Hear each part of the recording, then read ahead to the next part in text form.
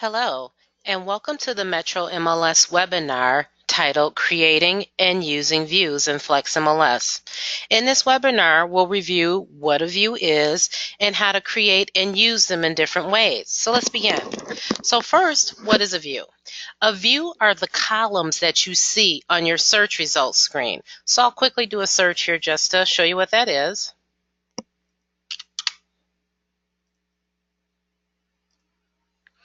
Okay, so once I come out to the search results screen, on the list tab is where you'll see the view. So this particular view is called address and MLS number. And these are the columns that are created in that view. Your menu of views are accessible on the search results screen in this drop-down menu here. So when you click that drop-down menu, all of the views that you have available in your FlexMLS account will be listed here. There will be ones that have the little asterisk at the end. When you see those are an inherited view or a system created view. They come along with your FlexMLS account. Any views that do not have the asterisk after them, like this one, my appraisal CMA view, that's one that I created on my own that I can use at any time. Okay? So to create a view, we'll come here and we'll click on the menu button.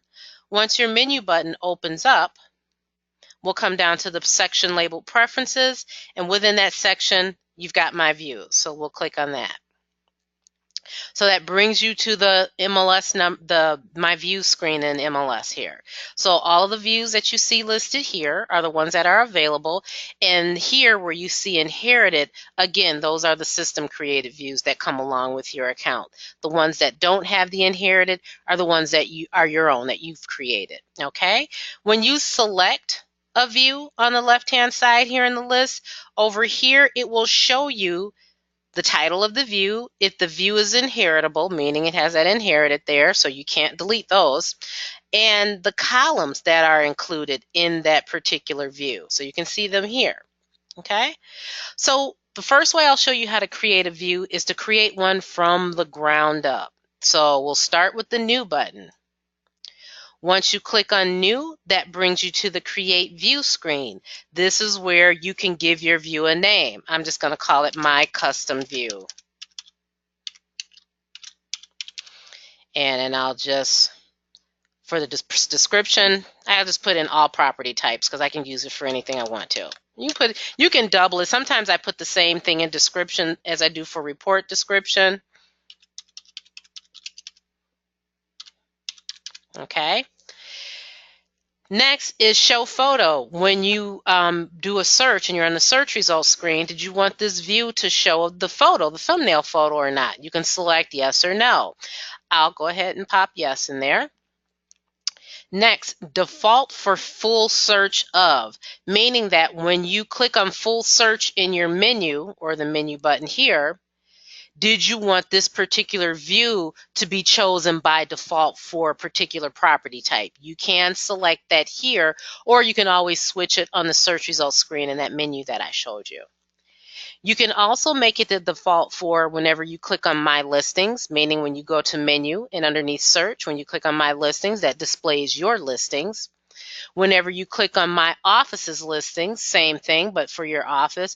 Or whenever you do an address or an MLS number search, did you want that view to be the default for that? And if you don't select any of these at this time, you can always come back at a later date and select them if you change your mind. Next, we'll go to the Fields tab.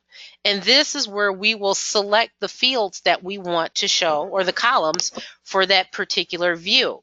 Okay, so here you choose the available fields for. So what property type do you have in mind when you're doing this for? Okay, we can put in any property type here. So I'll do vacant land. We don't use vacant land a whole lot. All right, so now after you've chosen to view the available fields for the particular property type, these are all of the columns that you can add to that view.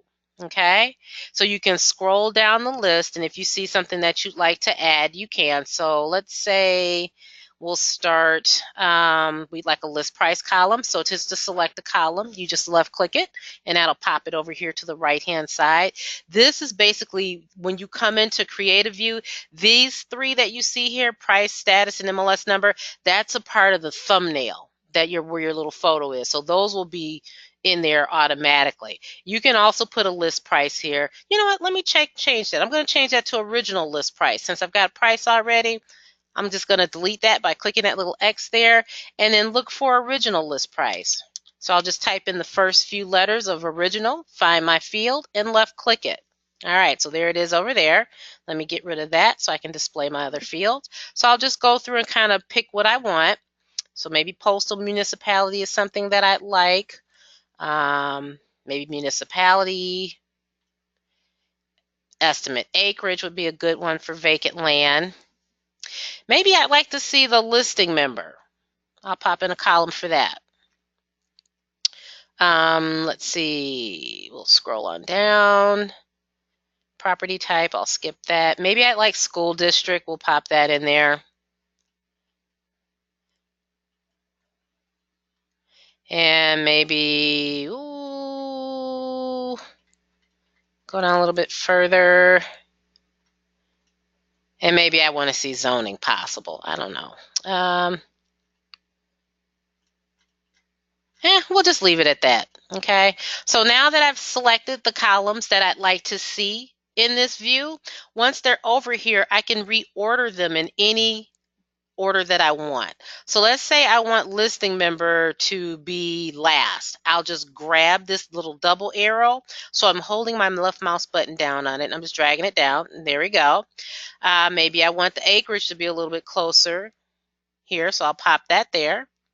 So once I make my selections over here, I'll hit save. All right, so that brings me back out to my view screen. And then my custom view is right here showing me the columns that I have. All right. So to use this view, I can do a search from any screen. I can do a map search. I can do a quick search. I can do a full search. So any search will suffice. So I'll just go pop right into full search there. I'll do vacant land, active. And let's say I'll do, Ozaki. There you go. Let's say I want to search Ozaki there. And in Ozaki, let's go try Mequon. All right. So I'll stop there. So we've got 40 results there. So I'll view my results. So once I'm out at the search results screen, I want to make sure that I'm on the list tab because that's where I can access that view. Click that drop down arrow and there it is, my custom view.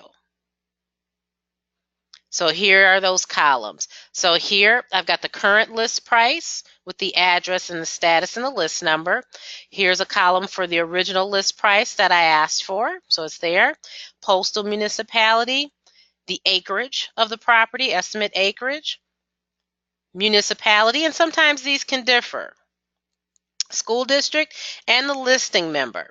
Cool thing about the listing member column is when you hover over either the listing member's name or their office, when you click either one of those, so I'll click on Michael's name, there's his business card. So I can quickly find out his information here. I can click and send him an email or do a contact agent and shoot him a message about the property if I'd like to, or I can do the same with the Realty Executive's office. So you can quickly access the information if you've got this member column in your view there, if you wanted to quick ask a question without picking up the phone or leaving away from your screen. Okay? So that's creating a view from the ground up. You can also create a view on the fly. Let's say I wanted to make an edit to a view. And you can make an edit to any view that's in here, even the system created ones. You just want to give it a different name so it doesn't duplicate the name, because it will never change the template from the system created one. It'll just duplicate it with your new change on there. So let's say I wanted to make a change to this view. So I can click this little link right here, view. All right. So let's say I'm going to switch that search to active and sold. So maybe I want a column for the selling member. So I'll come here and then I'll switch this, make sure I'll switch it back to vacant land, and then pull up that selling member and just select that. So that pops that over here. So I'll save it. All right, so there's that column, and right now it's empty because these are active. So I'm going to edit my search, and I'm going to change my status to sold, go to the dates tab, and go back a year on the solds and view my results. All right, so if I scroll down, there we go. So there's my sold members here, and I can click on there to see that information.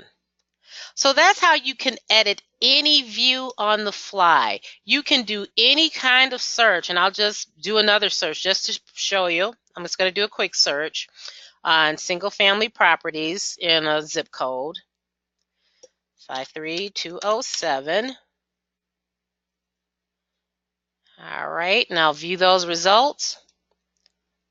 All right, so it brings me up here to this residential view. And if I wanted to make an edit to that, just hit view.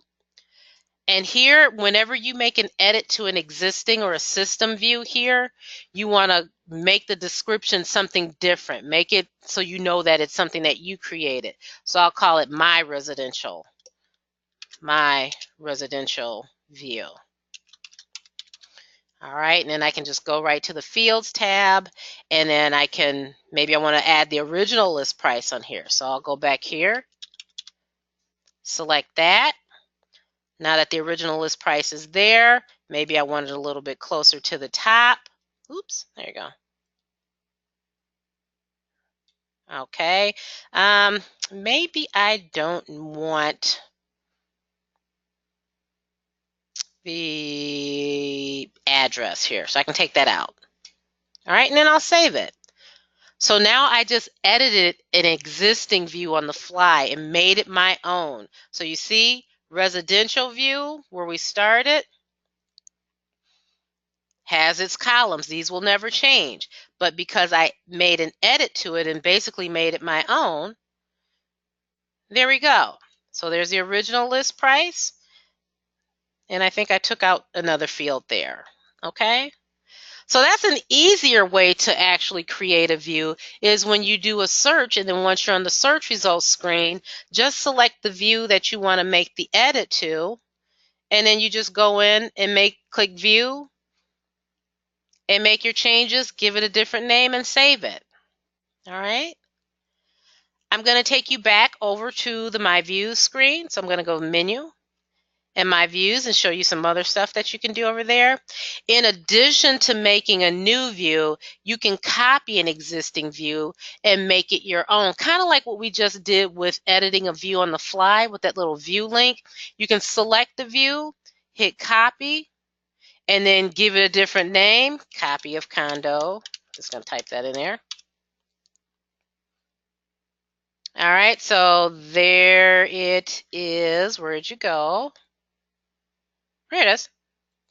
And then now you can go in and make an edit and make it your own. This is kind of a roundabout way of doing a view on the fly. It's kind of the same thing. Okay, I'll go back out to that menu.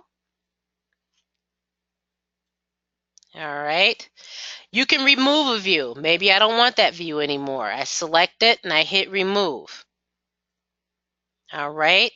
You can also give a view that you've created to someone in your office. So maybe you've created a really great view that a coworker saw of yours and they're like, oh, can you show me how to do it?